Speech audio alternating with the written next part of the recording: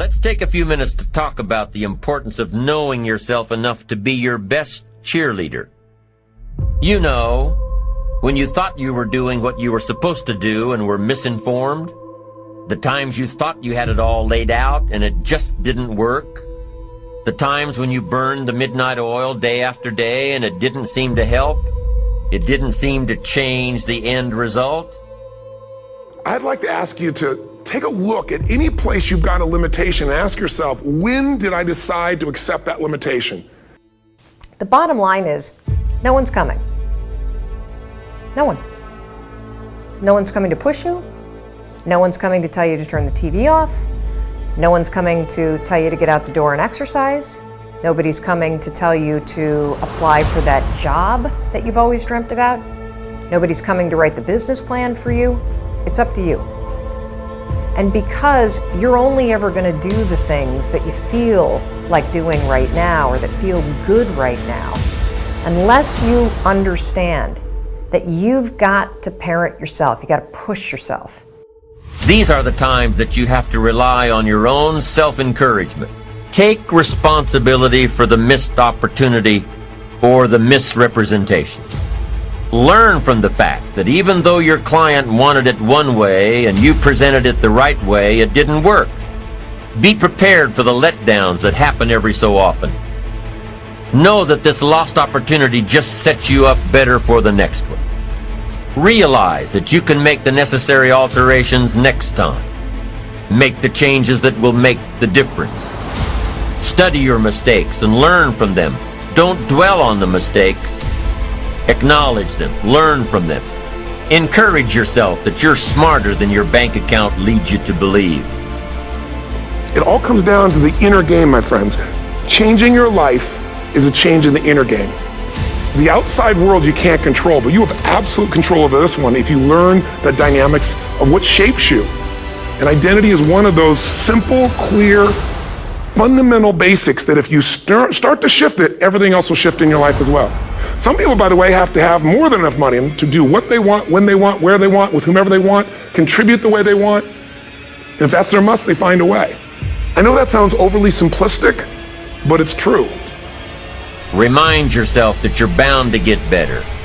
Don't get down on yourself. Don't beat yourself up. It's the next opportunity that matters, not the last one, the next one. Now, the last one matters only in that you must learn from your mistakes. But the next one gives you the opportunity to show that you have learned from your mistakes. You can do it better next time. You just have to practice, practice, practice. Keep trying. Keep trying until what? Until you've got it down. If you figured out what went wrong last time, then you know how to make it right next time. If you figured out what it was in your presentation that didn't work, don't say that next time. If you figured out that the reason you didn't close the deal this time was because you didn't have all the facts and figures in place, have all the facts and figures in place next time. Don't beat yourself for messing up. Pat yourself on the back for figuring it out. You need to encourage yourself. You need to pump yourself up. You need to be your own cheerleader. Why? Because you can't wait and hope that someone else will come along and cheer you up, make you feel better, tell you that you'll do better next time. You have to rely on yourself.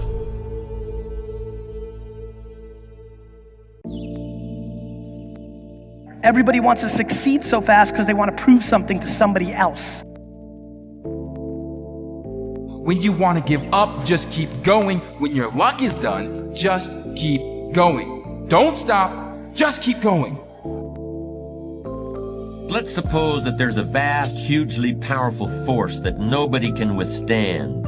And this immense force is always active and in furious motion. It never rests.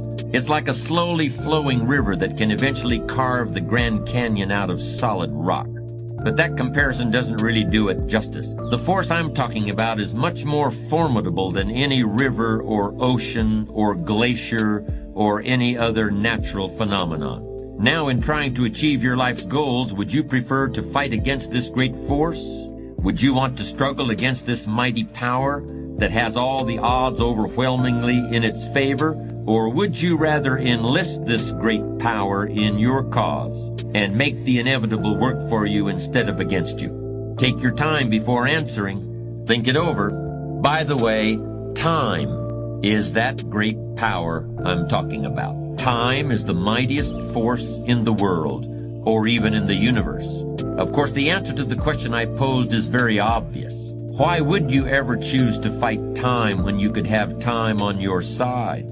Who wouldn't want to harness the great river of time that flows through all of life? Why wouldn't you want to use the power of time to generate power in every area of your existence, to turn the turbines of your hopes and dreams, to charge your every aspiration with lightning bolts of electricity? Well, there is only one way to make time work for you, not against you, and that's with patience.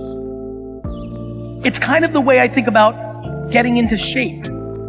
You've heard for 20 years that it's exercise and eating right. You just wish it was a pill. It won't be instantaneous. I know we want that, but it's not. Greatness takes time. That impulsive stuff, it don't last. When you build something with a foundation, with choices and character, you see, character is everything in life. Your attitude's going to really determine your altitude. Bouncing back, number one, is refusing to listen to the negative chatter in my own head, creating something from absolutely nothing. I didn't ask permission, I gave notice.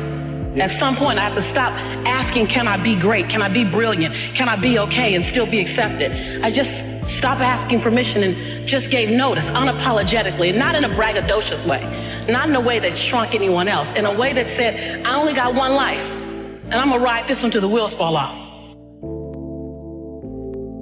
And I'm telling you that I think you need to embrace desperation again in your life. Like, do you want it so bad that you're desperate for it? See, in a fight, you show me two people. This is why it's so hard to repeat as a champion in the fighting game. Because you show me someone who's up and coming, who's hungry for that title, who's never had it before, who can taste it, who knows if they win that belt, their whole life's gonna change. They're gonna be champion of the world, all the endorsements, all the money, all their family life, all their parents' lives are gonna change. You show me somebody chasing that, hungry for it, against someone who's just trying to hold on to a title.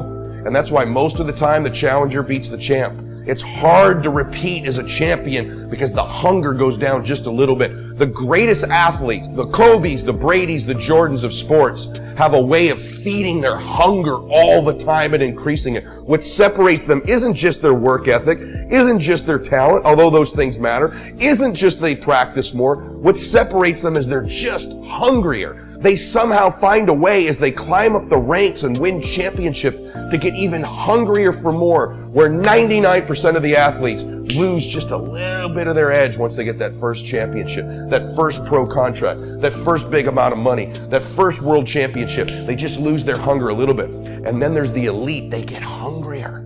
It feeds the beast. What does it mean for you to advance economically if you lose your soul? What does it mean for you to end up running the business if you lose your soul? What does it mean to have a bigger house if you lose your soul? I want you to value what you have, not just what you're going to.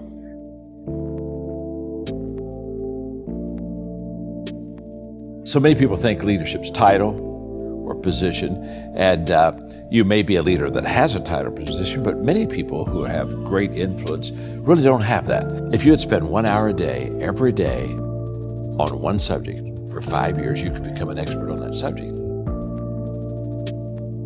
And I stopped asking the question, how long will it take? And I started asking the question, how far can I go? And everything changed that day. I realized that you can set goals and have 5-year goals, whatever, but I changed from a goal mindset to a growth mindset. And the fact that if I would be intentional in the areas of growth that would have the return and would fit who I was, then I could really be successful and help a lot of people. Everybody wants to come up with excuses. I'm this, I wasn't born that way. I'm stuck in a rut. I wasn't born here, this. You can't be lost in life when you're this young. I'm a female, I'm an immigrant, I'm a minority, I'm a transgender. Excuses. Reality, the problem is, nobody cares. Your lack of patience is killing you. So many of us choose our path out of fear disguised as practicality.